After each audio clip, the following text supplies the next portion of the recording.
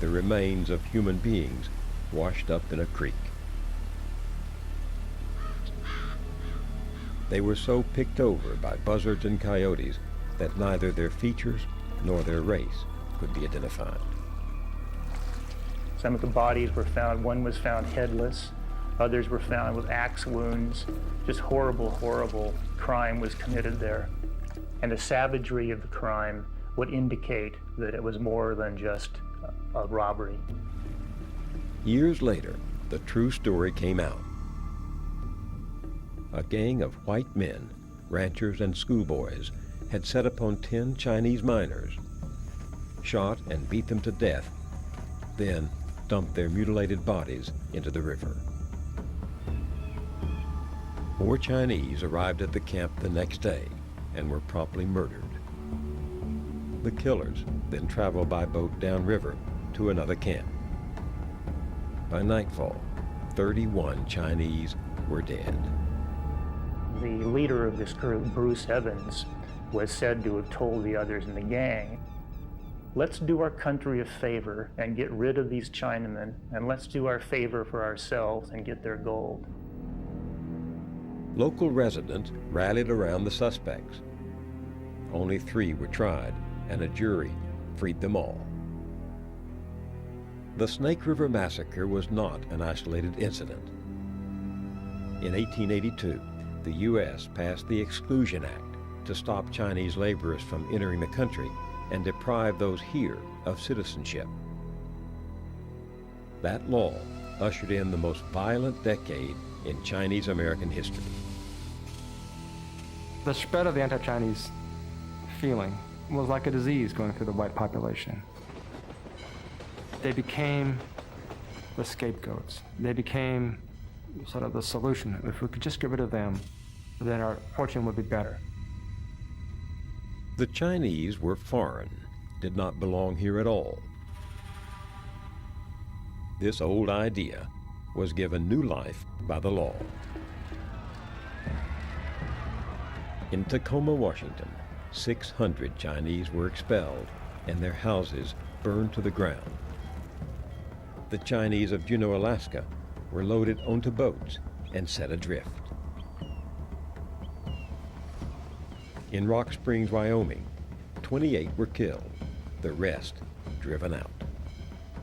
Wyoming, Idaho, Oregon, Washington, California, Chinese were lynched, Chinatown were burned, Chinese were run out. The last of the great fires was San Jose, when arsonists turned its Chinatown to rubble. A 17-year-old named Young Soon Kwong packed up and fled. Like thousands of other Chinese across the West, he made his way to the one place that seemed safe, where the sights and sounds were reminders of home. Da Phao, big city, San Francisco's Chinatown.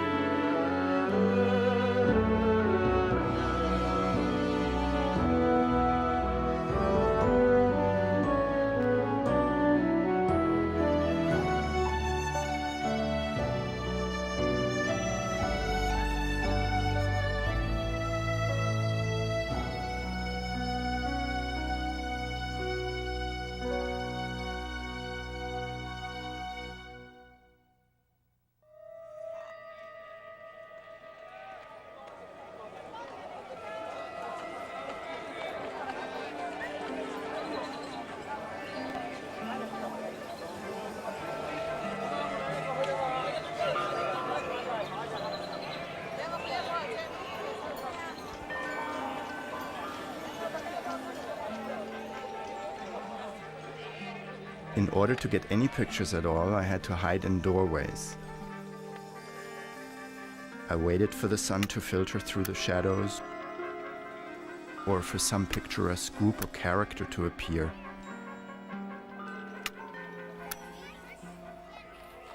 In 1895, a German photographer named Arnold Genta wandered into San Francisco's Chinatown. But for him, we would have almost no visual record of this world.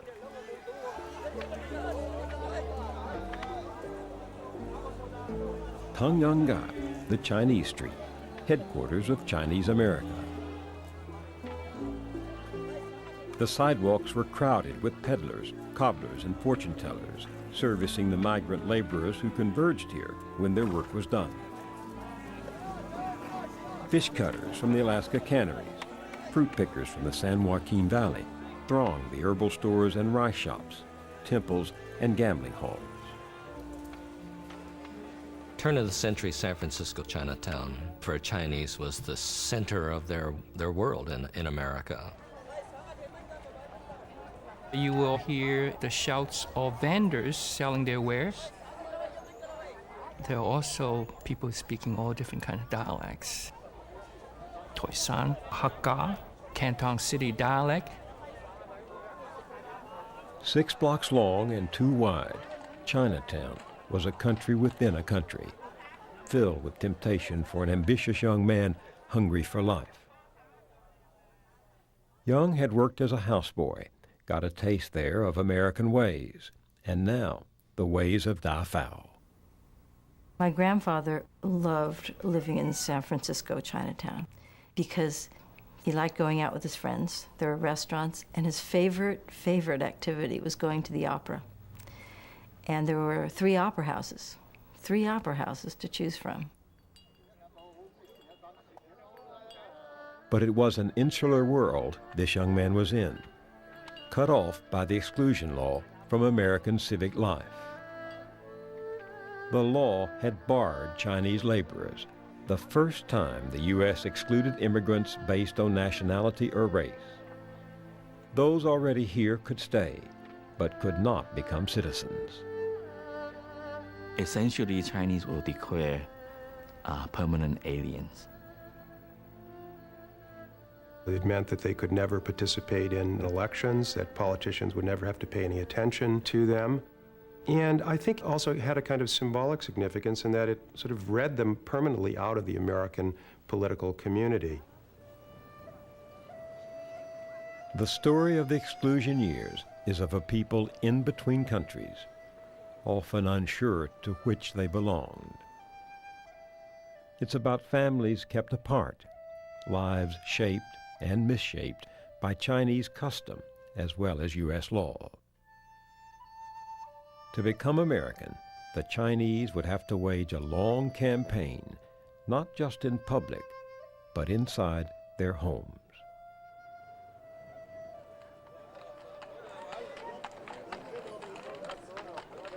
In the early days, homes were few in this society of men. They slept in boarding houses and gathered at the store run by their clan. Wong's at the Wong store, Lee's at the Lee's. Bachelors, they were called, though half were married, their wives left back in China. The store was a makeshift home, hiring hall, social club, and where, for a few cents, letter writers would help those who were illiterate trade words back and forth. Beloved parents, kneeling at your feet, your prodigal son begs you not to worry about him. Enclosed is $30, your unworthy son. My husband, Lord, according to Mr. Wang, you are indulging in sensuality and have no desire to return home. I am shocked and pained.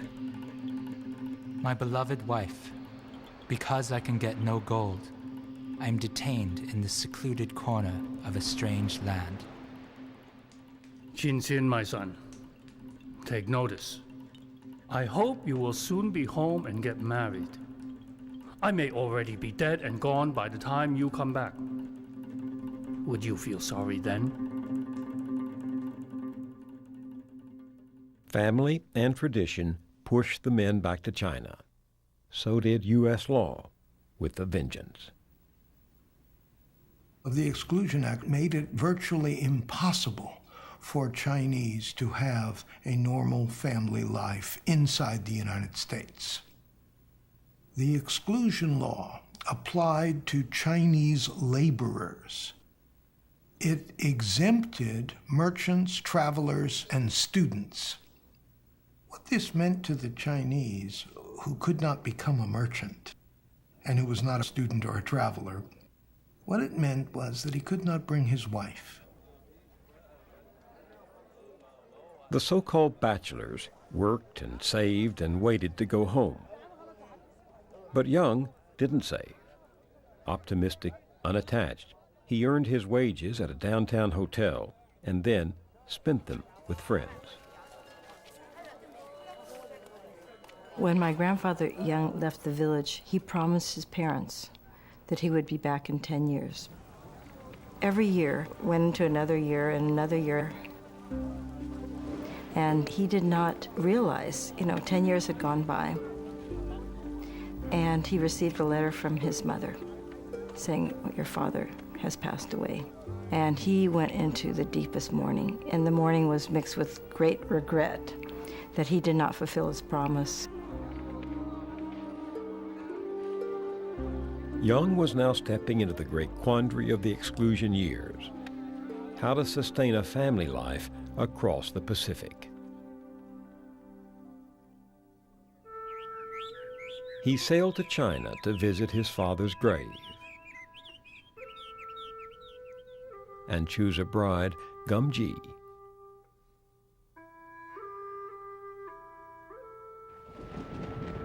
But scratching out a living in the village was not the future he wanted. He returned to the U.S. alone. Gum Ji would serve her new mother-in-law as custom prescribed. I think Gum Ji was very realistic. She knew that it'd be years before she saw her husband again, because that was the way things were. Gum Ji was just 20. She knew the law. Her husband, a laborer, had to become a merchant to send for her. She worked the fields. She harvested. She waited.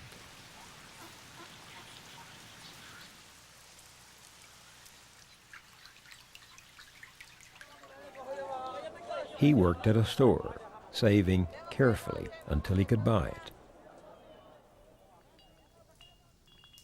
No more luxuries for him now, and no trips home. Years passed.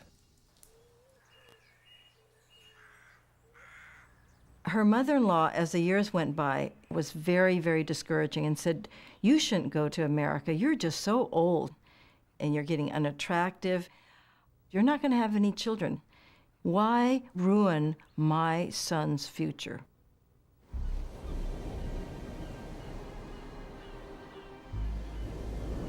Gum Ji honored custom and her mother-in-law for 14 years before she got the word she was waiting for. She sailed to California, a merchant's wife. My grandfather was waiting at the dock holding a box of dim sum, special delicacies for his wife, and my grandmother actually could see him. She was very self-conscious. She had aged quite a bit, and she really looked older than 35. And I think she was very aware of that.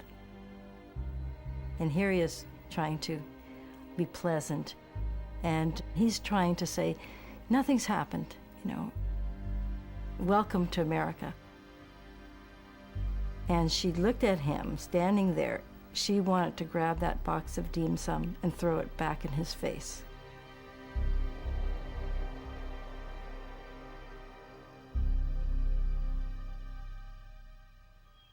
The Young settled themselves by doing what they knew best. They worked. And at 36, Gum Ji bore their first son. But as with so many others who also waited, she never forgot. I don't think she ever forgave her husband for her lost youth. There was no one to take it out on but her husband. I would hear her talk and kind of harangue him every day. I'm just to scold him. And the tone of voice, like, she was really begrudging him that time that he spent in America, not working hard enough or not saving fast enough. The pain that came with the exclusion laws was what stayed with them the rest of their lives.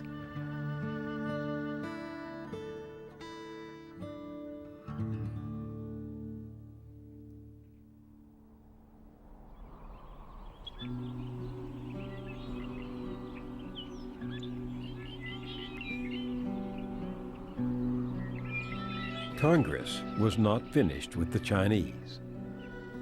Over the years, the exclusion laws would tighten the grip on those already here and those who wished to come. The first change came in 1888. Until then, Chinese laborers in America had papers allowing them to move back and forth to China. Abruptly, the Scott Act changed the rules. That certificate says that you have the right to travel abroad and come back. That was rendered invalid by our government. At the time when this act was going through Congress, there were 20,000 Chinese who were visiting their loved ones at home. There were some people who were already on a boat, about 500 of them arriving, and only, of course, to be turned back. More anti-Chinese laws came in quick succession. The exclusion law expired in 1892. It was renewed with an added sting: identity papers just for the Chinese to be carried at all times. And if they didn't have that in their possession, they were subject to arrest and deportation. And this was this was the first time the United States had ever introduced anything quite like this. The Chinese hated the law. Tens of thousands refused to register and mobilized a public campaign to overturn it. Remember, the politician who lords it over you today is a coward. When you don't have the vote, they denounce you as a reptile. The moment you appear at the ballot box, you are a brother and are treated to cigars and beers. His name was Wang Chen-fu. He was a journalist, a showman, a provocateur. He wanted more than a new immigration law, more even than equal rights. For him, it was also personal. He wanted respect. He was the master of what we now know as the soundbite. Chinese don't eat rats. I will pay someone $500 if they can prove that Chinese eat rats. Where he came from or why is a mystery. But by 1880, he was lecturing any U.S. audience he could find. Confucius, he said, lived 500 years before Jesus, who was a Johnny-come-lately. Assimilation? You try it, he said. Anybody here want to become Chinese? He meant to shock, as when he gave his newspaper its name. He actually put the word Chinese American onto his newspaper, like a banner, and it's like claiming, America for himself, and in the process, I think claiming America for the rest of the Chinese American community. More visionary than businessman, he printed 8,000 copies of his paper for a New York Chinese population of under 1,000. In less than a year, his venture was dead. But he wouldn't quit.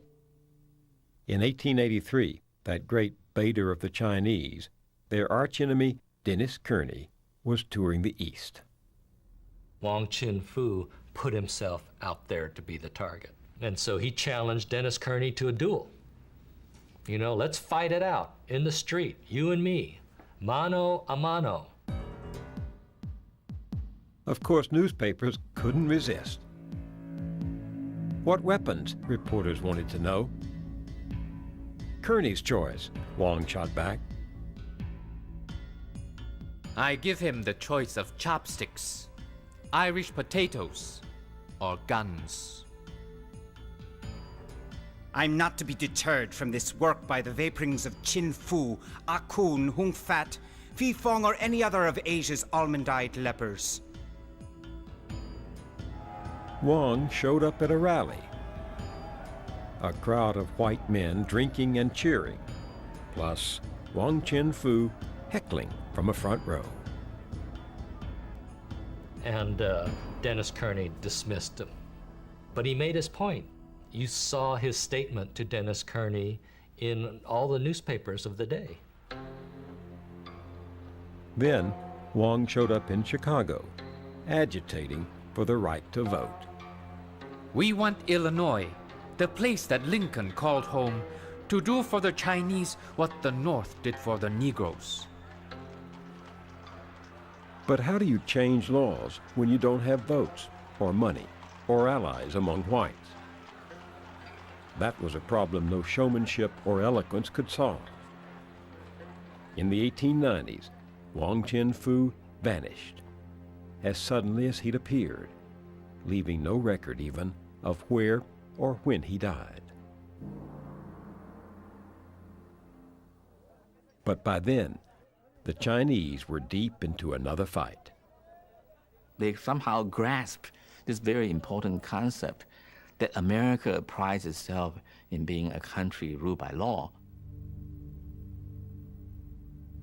The one venue open to them, since they were not allowed to be citizens, since they were not allowed to serve on juries, since they were not allowed to vote, since they were nobody's constituency, was the court. And why was that? Because of one word in the 14th Amendment. No state shall deny to any person the equal protections of the law. The 14th Amendment did not apply only to citizens of the U.S. It applied to persons, and it was as persons that the Chinese brought case after case. The law had been no friend to the Chinese. They were barred from public schools and from hospitals. There were special taxes on Chinese miners, launderers, fishermen. But this was not a fate the Chinese would accept. Almost every single anti-Chinese law that got enacted in California, whether it be local or state, you will find Chinese contesting it. The first great battle was over the so-called Cubic Air Ordinance in San Francisco. On its face, an innocent health measure. Under this ordinance, no person was allowed to stay in a room, in an apartment, unless there was 500 cubic feet of air space for each person. This law was enforced only in the Chinese quarter of the city, where Chinese workers often bunked in triple bunks, double bunks, and small rooms. The police swept through the Chinese quarter, making arrests. But the elders of Chinatown ordered the men not to pay their fines, to crowd the jails instead. Then, their lawyer turned the logic of the law against the city itself. Was this not a health violation? Were there 500 cubic feet of air for every prisoner? The city was not only embarrassed and furious, but sought revenge. So a law was passed in 1876, which said that all prisoners committed to the county jail should have their hair cut off to within 1 inch of the scalp. It was clearly designed to humiliate male Chinese prisoners who wore their hair in a long braided queue. The Chinese sued for damages and reached Judge Stephen Field on the circuit court, who over a long and distinguished career had done nothing to hide his dislike of the Chinese. Justice Field asked the representatives of the city of San Francisco for what purpose they had enacted this statute, and they answered that it had to do with lice being in people's hair and that they shaved their head for that reason. But Justice Field noted that the law only shaved the heads of male prisoners. So he wanted to know if it was believed by San Francisco that women prisoners never had lice, that there was something genetic. Was there something genetic about women, that they could not have dirty hair? And the city could not answer that. Then Justice Field went on. In a famous statement, he said, "When we are appointed to the bench, we are not struck blind." He then pulled out the record of the enactment of the law in the city council and showed that the purpose of the law was to harass the Chinese for sitting in the jails. In other words, he said, what you are doing is punishing people for availing themselves of their own rights. He said, look, that he has no friendship toward the Chinese, that he wishes there could be a way to keep them out of the country. But, he points out, when it comes to violating the Constitution comes first. He will not permit that. That case set the precedent. And in 1886, a San Francisco laundryman, harassed by the city, took his complaint all the way to the Supreme Court and won. Now, the protection of all persons was the supreme law of the land. And the Chinese weren't done. The opening words of the 14th Amendment say that all persons born in the United States are citizens of the United States. But what about Chinese born in the United States? Wang Kim-ark was a 22-year-old cook born in San Francisco. But after visiting China, he was stopped when he tried to come back to the country. If he was born here, he was a citizen. But the law said Chinese couldn't be citizens. Wang sued. Are Chinese children born in this country to share with the descendants of the patriots of the American Revolution the exalted qualification of being eligible to the presidency of the nation? It took the Supreme Court to remind the government that the words of the 14th Amendment meant just what they said. A person born in America was an American.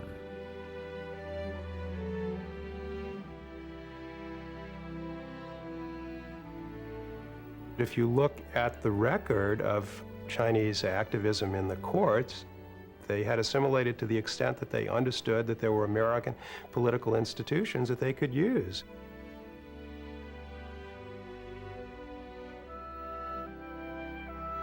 It sort of contradicts a popular stereotype. The Chinese usually just, take it lying down and very stoically accepted whatever fate that they were assigned by American society, when in fact they were very, very active in the pursuit of their rights, the pursuit of their dignity in American society, against all odds.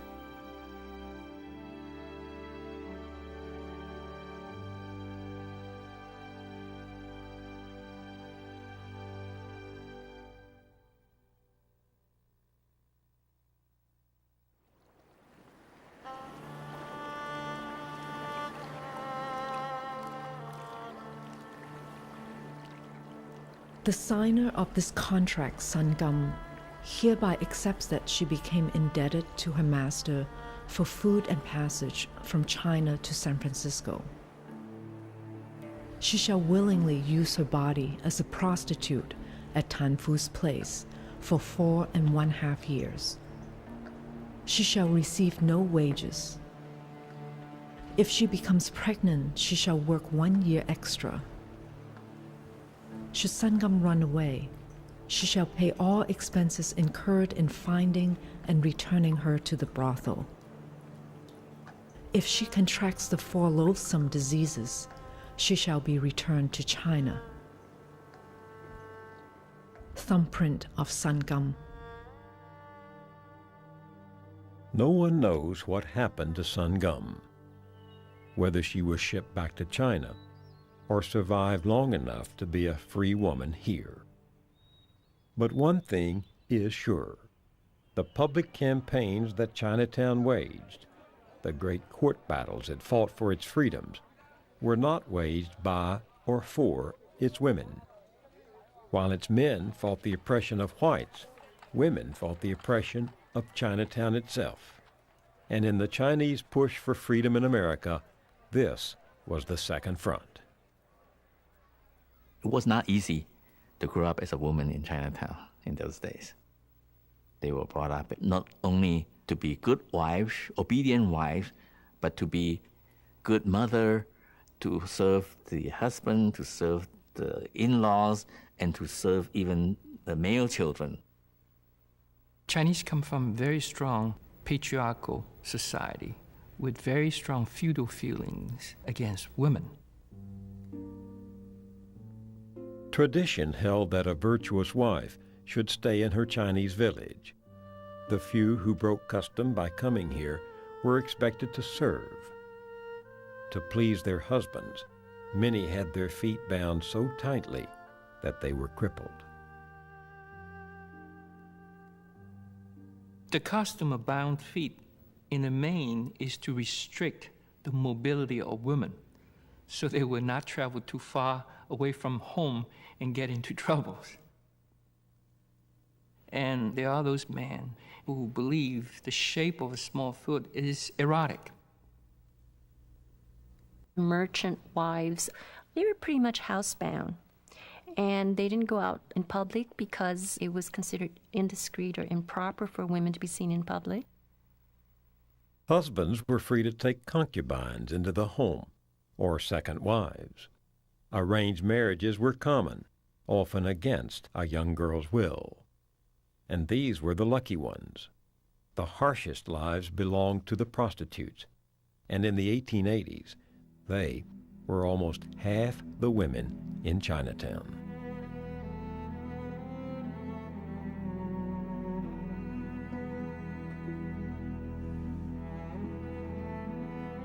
Gangsters roamed the Chinese countryside, looking for parents so poor they would sell their daughters.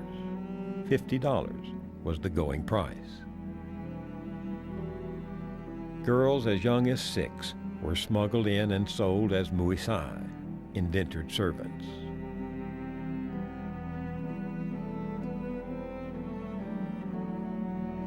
Brothels bid for the older girls, who in America could fetch $1,000 or more, a windfall to their smugglers. When the women were brought into this country, they would be auctioned off. Many of the women did not outlive the terms of their contracts.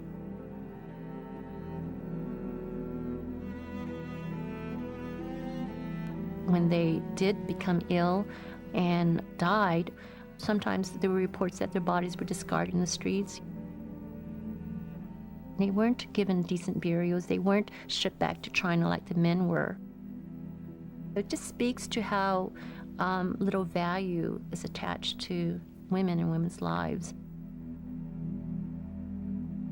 The women couldn't turn for help to the police, who were indifferent to crime in Chinatown, or to law-abiding citizens who were terrorized by the Chinese gangsters, the Tongmen. Their refuge was the Protestant church and one iron-willed missionary. I remember seeing her once in my life when I was about 13 years old. She was a tall, domineering presence when she walked in the room. She came from a Chinatown that she knew nothing about, and she didn't speak a word of Chinese. Donaldina Cameron barged her way into San Francisco's Chinatown in 1895. She came to the Presbyterian Mission Home a teacher, but when she saw the lives of women around her, she heard God's call.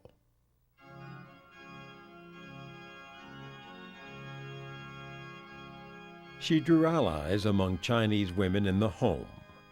Wu Tenfu, once an indentured servant, became her aide and interpreter. And soon they were a common sight Cameron, dressed in a worsted British suit and Eton collar, swooping down on a brothel, policeman in tow.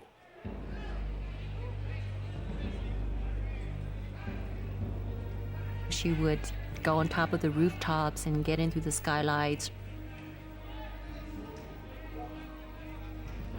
and get into the brothels, grab the girl, running back to the mission home. It was like something out of Hollywood. It was like a King Kong movie. I really did not believe it. Tong men would guard the brothels and make sure that they didn't escape. It's amazing that doing as many rescue raids that she did not ever get hurt herself. And she was always threatened that dynamite sticks would be found outside the home, and there were all kinds of messages, threats sent to her. But her work was about much more than prostitutes. Any girls or women suffering at the hands of men, she wanted rescued and sheltered at the mission.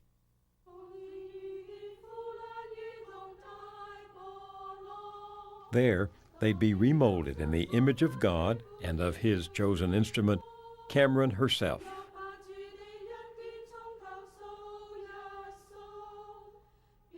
There were classes in English and needlework. There was Bible study, housework. Girls complained about the austere regimen. Some fled. But many seized their chance and made new lives.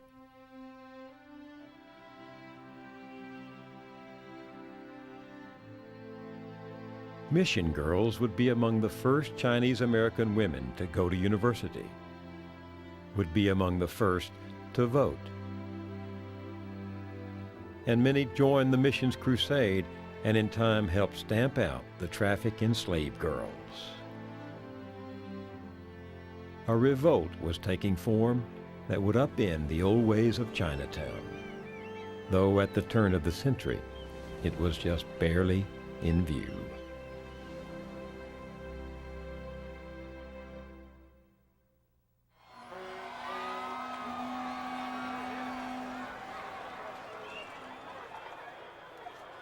In 1900, Europeans were pouring through Ellis Island.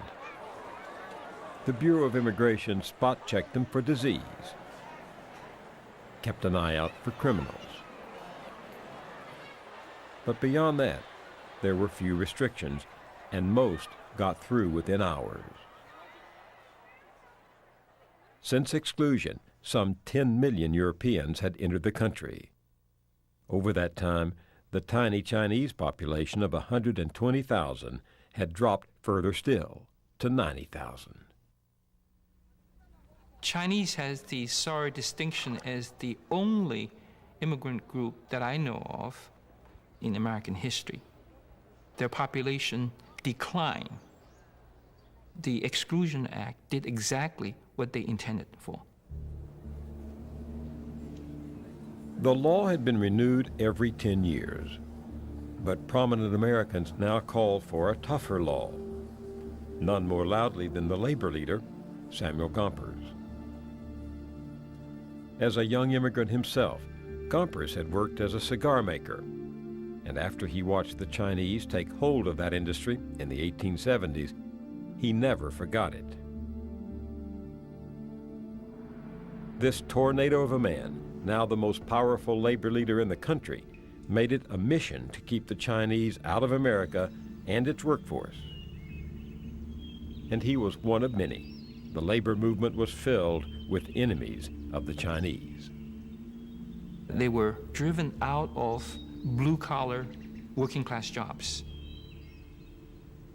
There were many, many Chinese working in sewing industries, and they were driven out. In boot and shoemaking, they were driven out. They were forced out in fishing, farming, cigar making. But if the Chinese threat to labor had long passed, Gompers' passion had not. In 1901, he carried his message personally to the new president. He got no argument from Teddy Roosevelt. and not much at his next stop, Capitol Hill. So this was Gomper's message to Congress. The free immigration of Chinese would be for all purposes an invasion by Asiatic barbarians. It is our inheritance to keep civilization pure and uncontaminated. We are trustees for mankind. By 1902, the question is no longer should the United States restrict immigration, it's how to restrict immigration and how to do it better.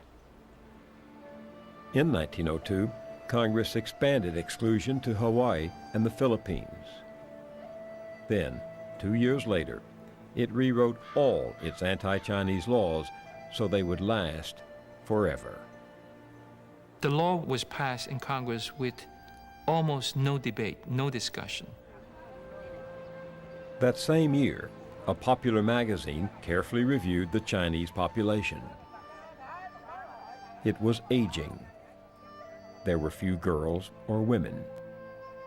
There was much illness. Cheerfully, the author predicted extinction. By 1930 or 40, he said, the Chinese in America would be gone.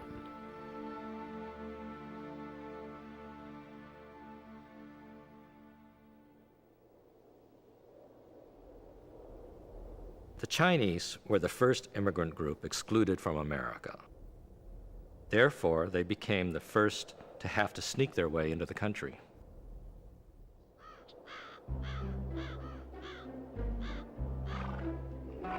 The Chinese would dress up as Mexicans, learn a few phrases of Spanish.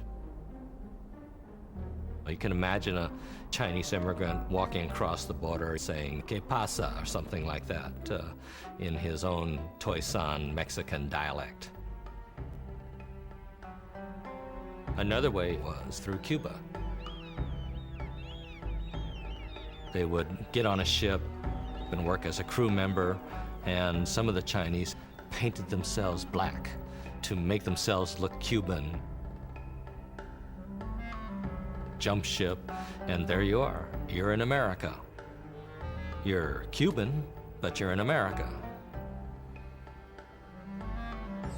It was at the border that the drama of Chinese exclusion played out, where whites and Chinese acted out the parts handed them by the law. Chinese diplomats and merchants were welcome. The rest had to fend for themselves.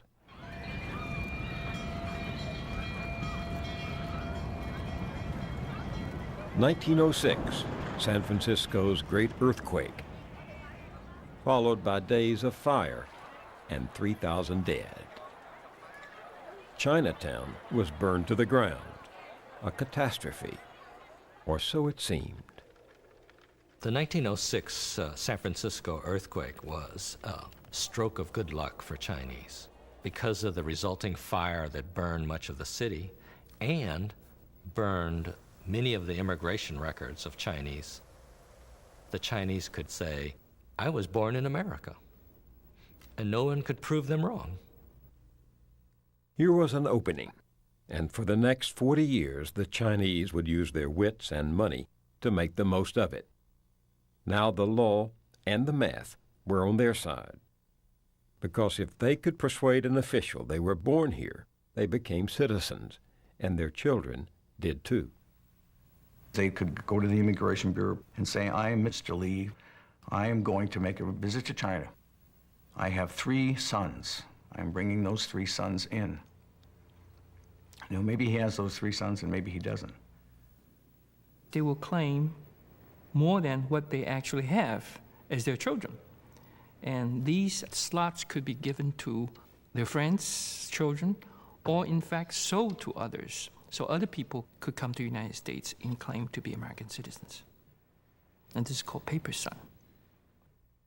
That's how I got over here, by using the paper son citizenship. The paper costs about $2,000. My parents bought a paper for $4,500.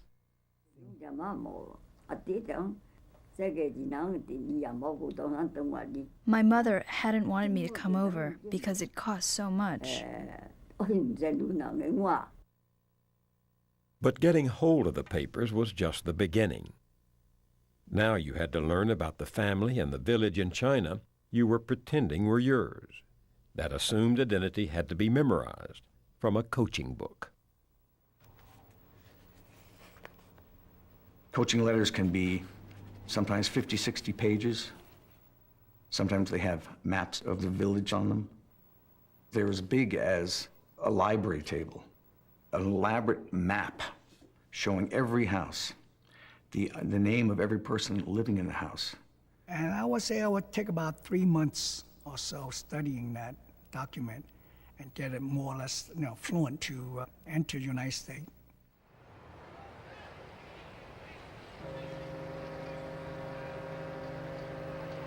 You arrive at San Francisco. The white people get off the ship.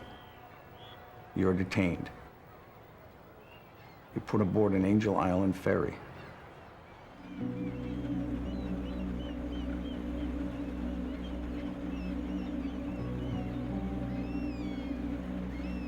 Angel Island in San Francisco Bay, unveiled by the Bureau of Immigration in 1910.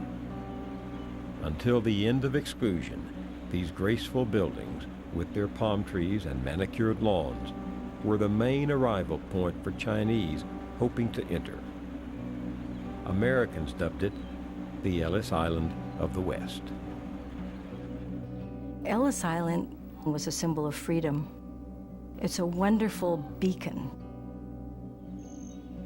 Angel Island was a symbol of detention, of interrogation, and of trauma. You arrive at Angel Island. You're marched under guard to the detention barracks. I'm God to march you around and follow where you go. First stop to the hospital. And they want you to remove all your clothes. And they make sure, even though you have no clothes on, they put a guard in there. Months of preparation came to this, the interrogation. My admission to America was totally dependent on that. I was 10 years old, and to be brought into a room for interrogation, and you see this big low font, the devil, so to speak. And it was kind of overpowering. I really afraid to fail because of all my parents spent all the money. They brought in a huge stack of photos for me to identify my paper father. Sukwon's real parents had slipped into the U.S. 9 years earlier. Since they were not citizens, they could not legally send for her. She'd be questioned many times about a family she'd never met, a life back in China she'd never led. Where does your family eat their meals? In the parlor. About how far is it from your house to the nearest house on the left-hand side? There are no houses on the left-hand side. These interpreters and the interrogators are very sophisticated in their ways. They're putting little X's next to these answers and these responses. And so the person is flustered.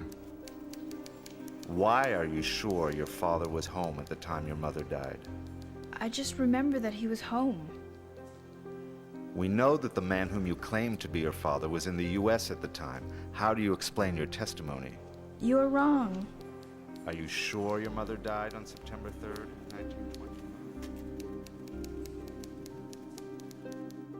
Under scrutiny, Sukwon's story broke down. She was ordered back to China. While her real parents secretly financed her appeal, she was held in the women's barracks, crowded with detainees. You're segregated from any family members here or back in China. Months might go by. Sometimes the time is so long that the people themselves start to write letters to the immigration officials saying, I've been here now 4 months, 6 months, 7 months. I want to go home. Let me go home.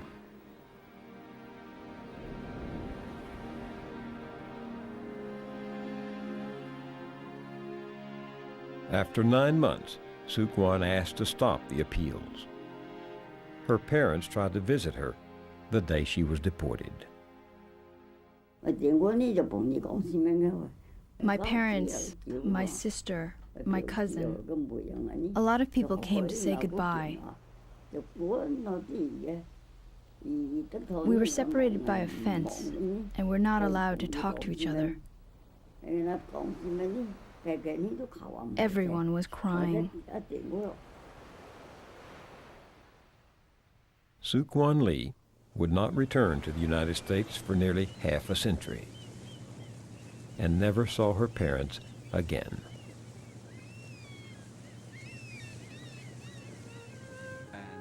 Ark Chen's family took no chances. With a well-placed bribe, they got him through in a week. Bob Chen was held on Ellis Island for 2 months.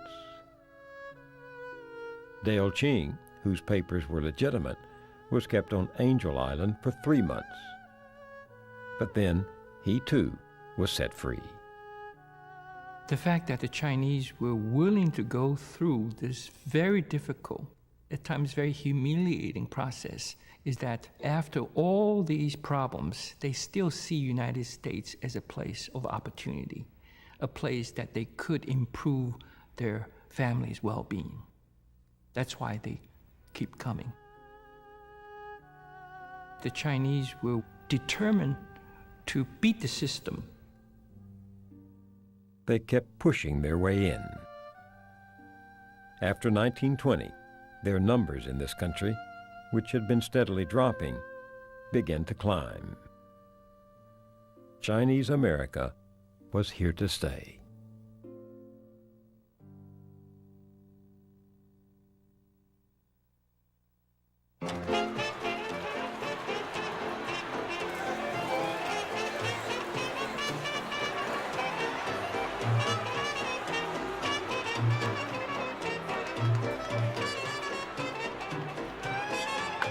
The 1920s.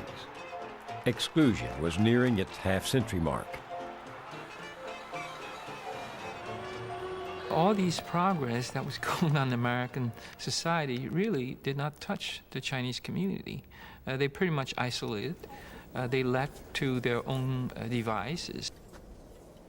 The Chinese who made their way here were still shoved to the sidelines of American life. They were waiters, domestics, and almost a third were laundrymen, working the 8-pound livelihood, named for the irons they wielded as they pressed 100 shirts a day. The daily drudgery was something that they have to tolerate. If they're lucky, they could accumulate enough and go home and buy a piece of land and retire. They're not really living in the present.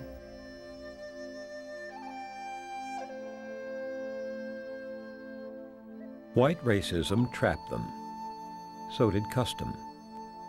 By a wide margin, it was still men and boys slipping into the country, keeping bachelor society alive with all its familiar rituals.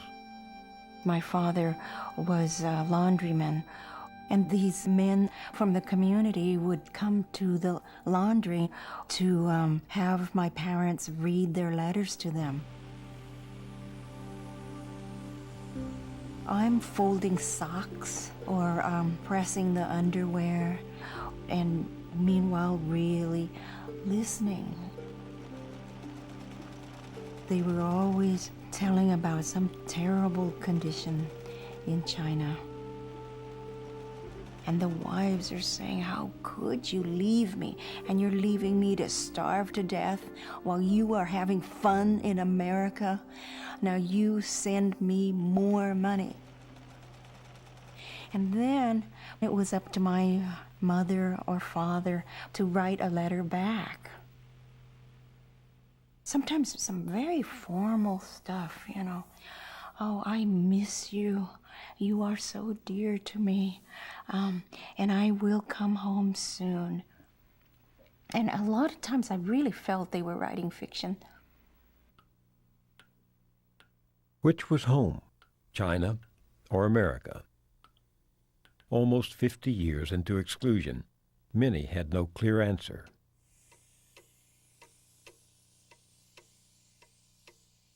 But change was coming. In the worst days, there'd been nearly 30 Chinese men for every woman. Now, there were 7. Even the humble laundryman and waiter could hope to find a wife. And their children, raised in America, would want very different lives.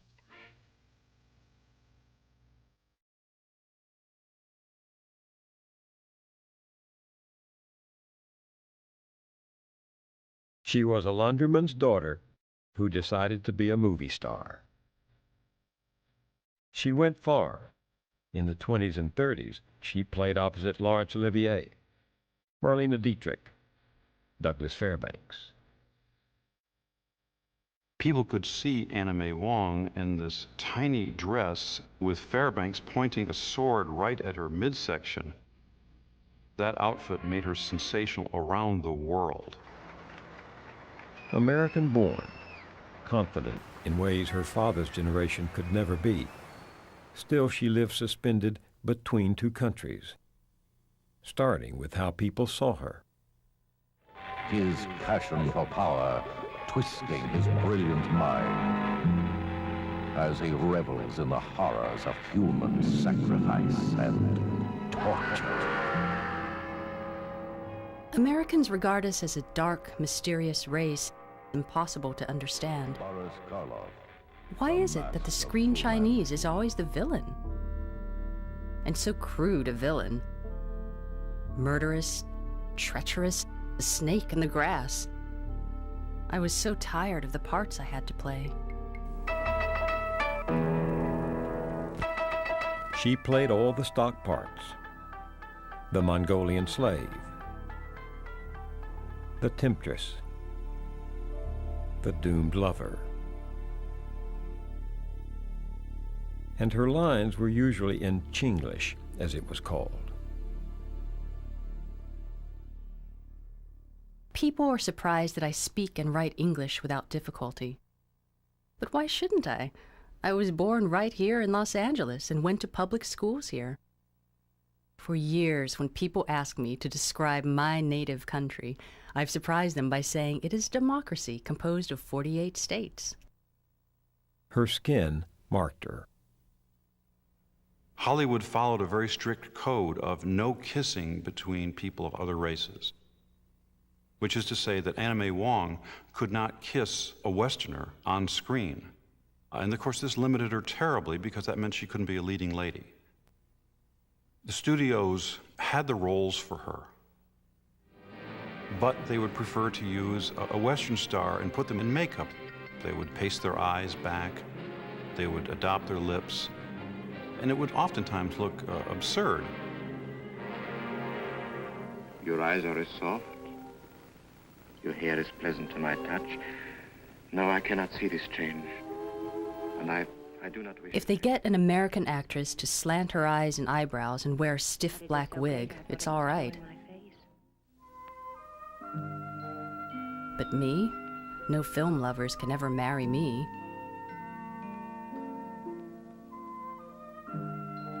So I must always die in the movies, so that the white girl with the yellow hair may get the man. Wong called herself the woman of 1,000 deaths. It should be her epitaph, she said. To slip the racial codes she made for Europe. Berlin, Madrid, London, anywhere the work was, and the limelight. Every time that Anna May Wong left the United States, and she left frequently between 1927 and 1937, she would have to visit an immigration inspector. She was required to have 2 white witnesses testify on her behalf that she was indeed Anna May Wong, that she was indeed a Chinese American citizen. The subtitle of the form says something like, "Re-entry permit for alleged citizen of Chinese descent."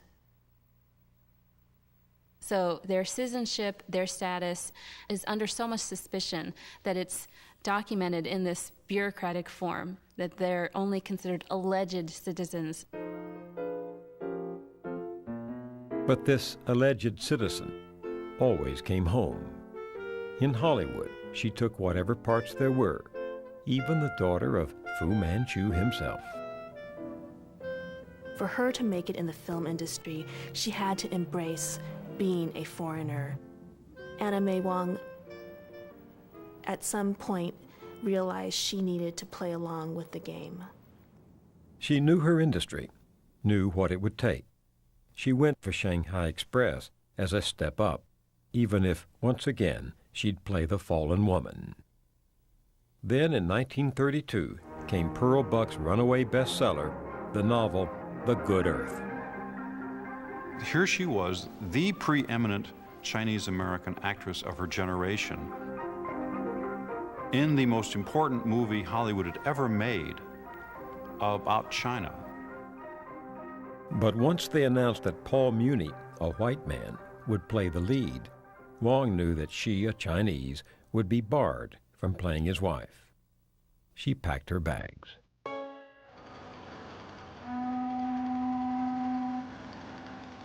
I'm going to a strange country, and yet, in a way, I'm going home.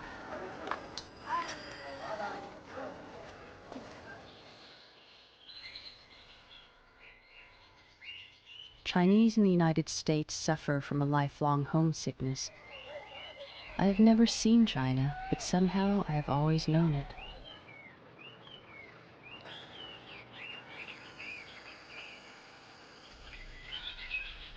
But her tour of China was not as pretty as it seemed.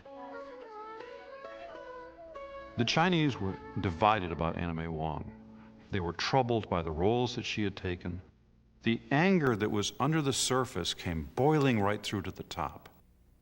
And the welcomes turned into chants of "Down with Huang Lushong," the stooge of America.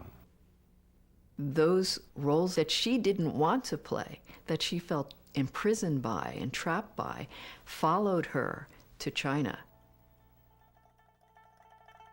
The officials made speeches that lasted for hours. They all took turns berating me for the roles I had played. She had talked of spending years in China, but after 9 months, she sailed home.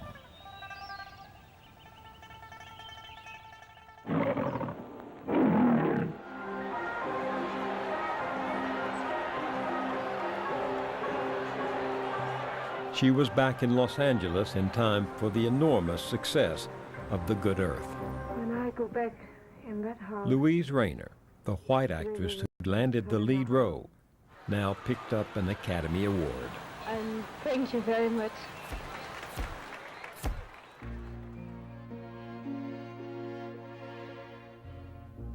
She had the enthusiasm, the talent, the beauty, the entire package to be someone of enormous fame. I think that if she had been in The Good Earth, we wouldn't have had the type of conversation we had, which we're trying to remember what Anna May Wong was like. But I think it's a mistake to see Anna May Wong's career as a tragedy or her life as a tragedy. She was probably the most visible Chinese American worldwide. The Laundryman's Daughter made a total of 54 films and became an advocate for Chinese causes as her career drew to a close.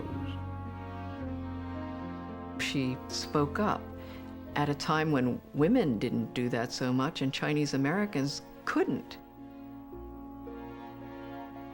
She, in many ways, is an unsung hero for what she accomplished.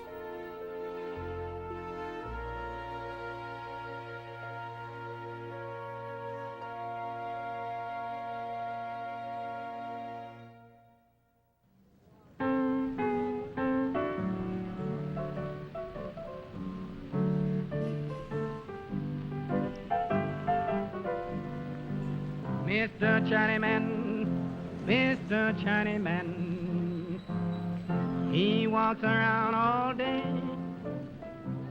For Chinatown, the Great Depression was another indignity in a life already filled with them. He smokes his pipe of clay. Every family knew the stories. The Lee's son down the block. He graduated from law school, and then nobody would hire him.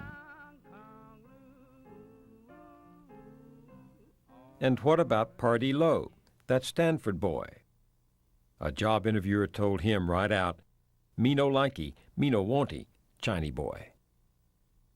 Parents urged their young to look to China. It was always emphasized that there was no future for us here.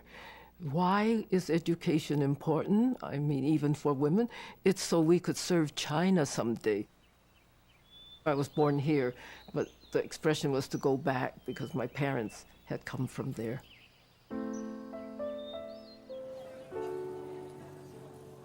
To make lives for themselves in America, the young would have to push on two fronts: against the codes of white society and those of their parents as well. The assault on Chinatown's ways had started with its women. It would be carried forward by their young.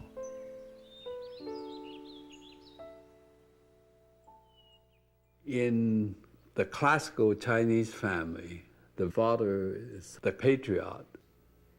He was all-powerful. There's never to be any backtalk by any member of the family.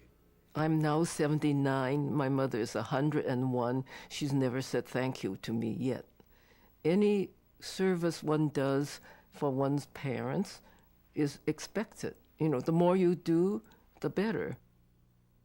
Jade Snow Wong, as a daughter, was only a few hay, a small happiness for her parents. She was expected to clean up after her brothers and yield them the better food at the table. She began working at age 6. As soon as we could handle scissors, we were helping Mom. And as soon as we could do more, we were sewing. Child labor was just accepted to make ends meet. Somebody's got to chop wood, clean the bean sprout, and peel the eggs.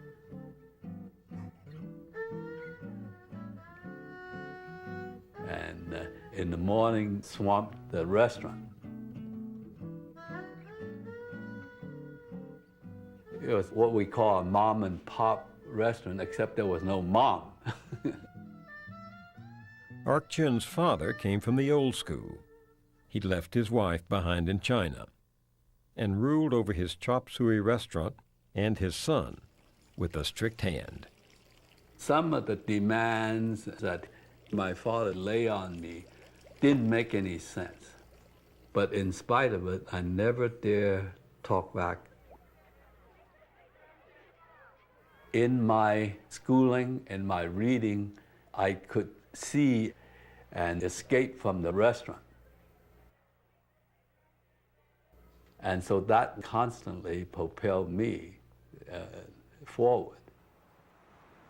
Ark lived behind the restaurant with his father and grandfather, who'd worked here all his life as a laundryman.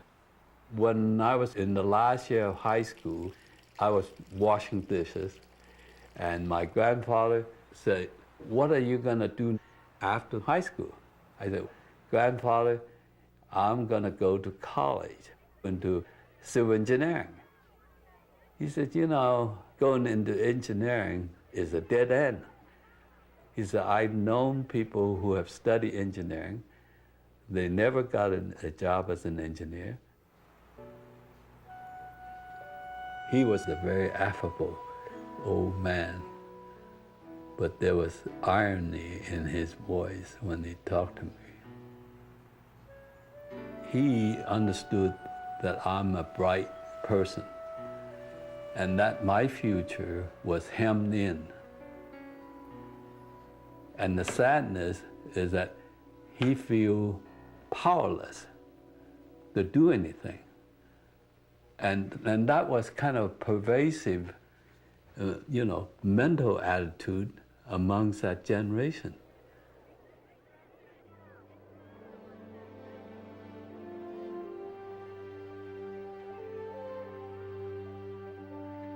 I really was excited with learning new ideas outside of my cultural background. But when I approached my parents for any help, they refused. My father declared that his obligation was first to his sons. He said, if you have the talent, you can provide for your own education. So I took up the challenge, worked my way through college. I took this course in sociology, and I could just see John Ross now. He's standing there looking at us, and we're all looking at him. He says very quietly, well, there was a time in America when parents had children to make them work. And I thought, well, that sounds right. But he says, now we think differently. Children have rights. Well, that was different. And they should have their individual wishes regarded as well as being part of the household. And that was revolutionary to me. Right around that time, I was 16. I was so excited to be going out on my first date. And of course, my father noticed it, asked me, with whom are you going out? And when I said, a boy, he said, well, I forbid you to go. And so then I gathered up my courage and tried to sound like my sociology professor and said, in America, children have rights here. They don't just exist to work for their parents. And my father said, where did you learn this philosophy? And I said, well, from my teacher, and you always taught me my teacher is supreme after you. And he said, how can you let a foreigner's teaching refute our Chinese culture? He was really very angry because it was the first time I had talked back to him. Didn't expect it. But nevertheless, I went out, and it was my sort of declaration of independence.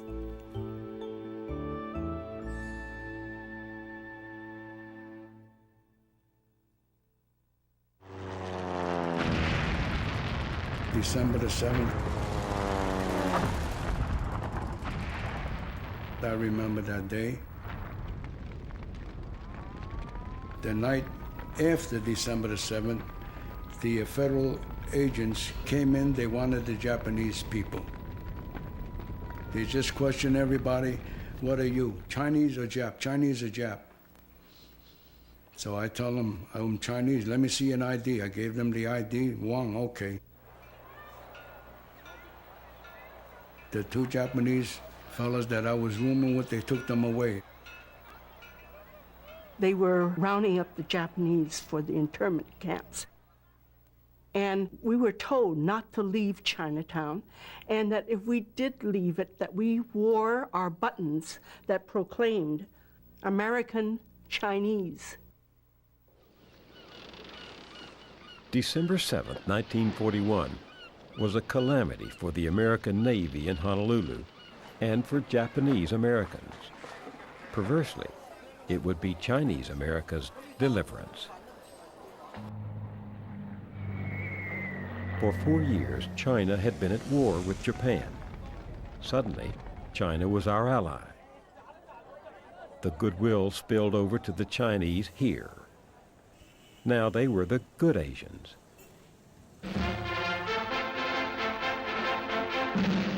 Registration Day lineup. Throughout the nation, rich and poor, citizen and alien, enact a drama of democracy. East Side, West Side, even in Chinatown, New York's melting pot responds with the same...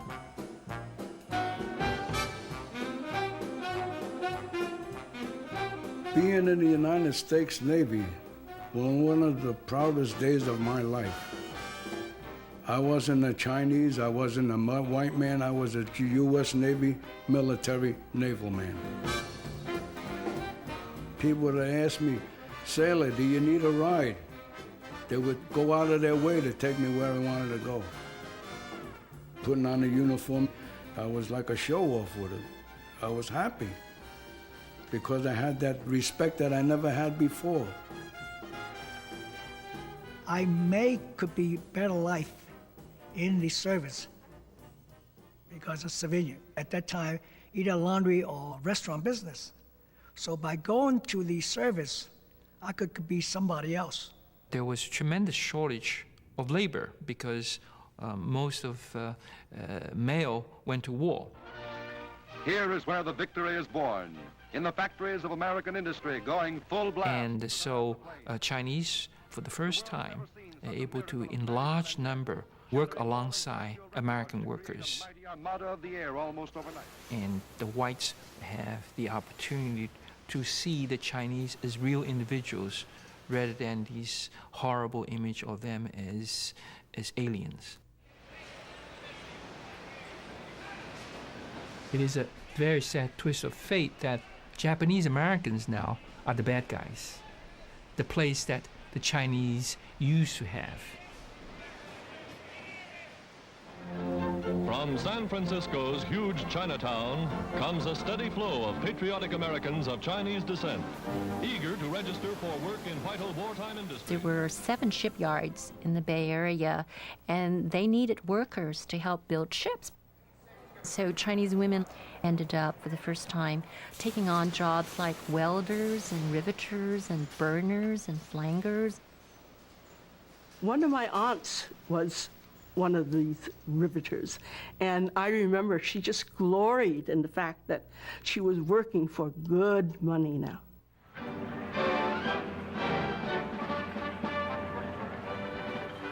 Patriotic fervor swept through Chinatown.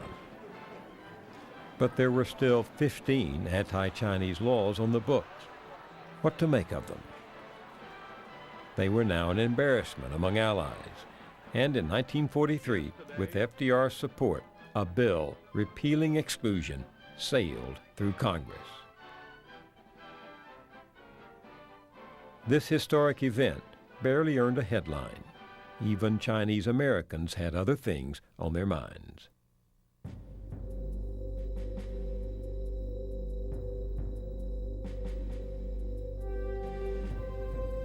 We were getting ready to be shipped overseas.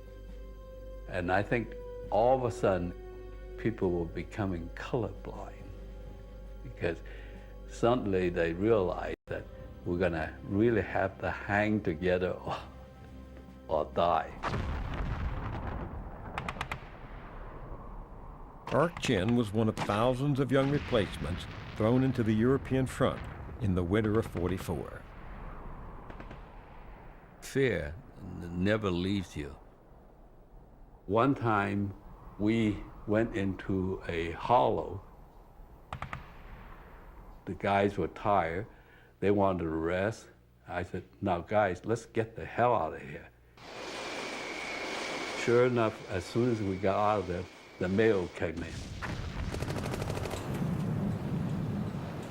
So after that, I didn't have any problem with my squad. They followed me. So that was a sense of realization that I had become somebody more than I had started with.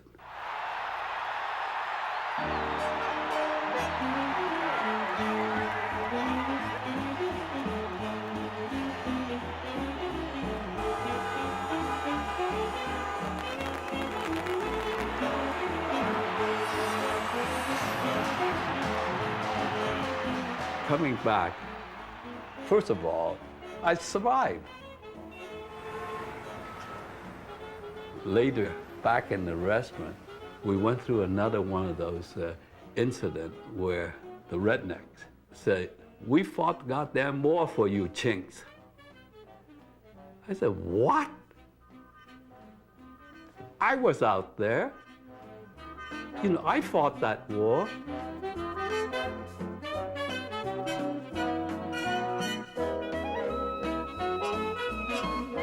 Veterans came home with new rights. It wasn't just the GI Bill. Now laws were written to allow them and all Chinese with citizenship to bring in wives.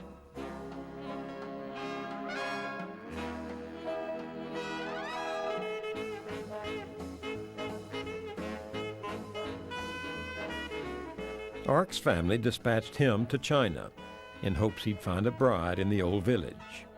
He would have none of it. But on the way home, he stopped at an uncle's in Hong Kong. He says, I know a girl that is just absolutely perfect. She's a university student, and she is absolutely beautiful. I said, no, forget it. But I went over there, and I saw her standing there with a parasol in the Cheongsam. I was totally stunned. Literally, it was love at first sight.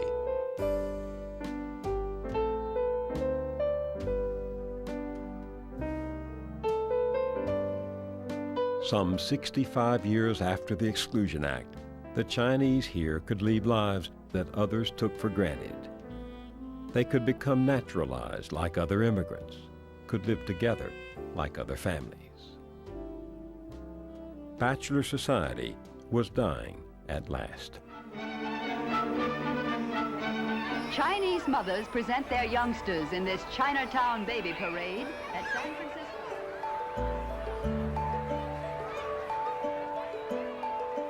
Our children, we sense, been born into a new era. I did not kid myself that still there would be roadblocks. Yeah, it was going to be a struggle, but what the hell, that's life.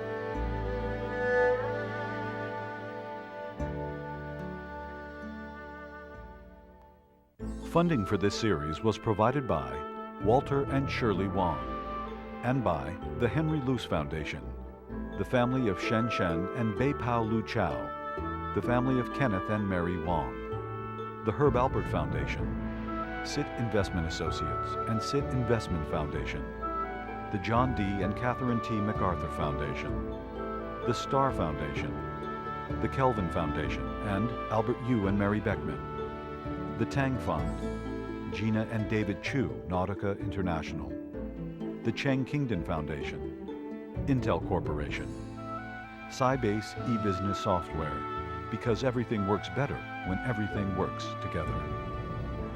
And by Mutual of America.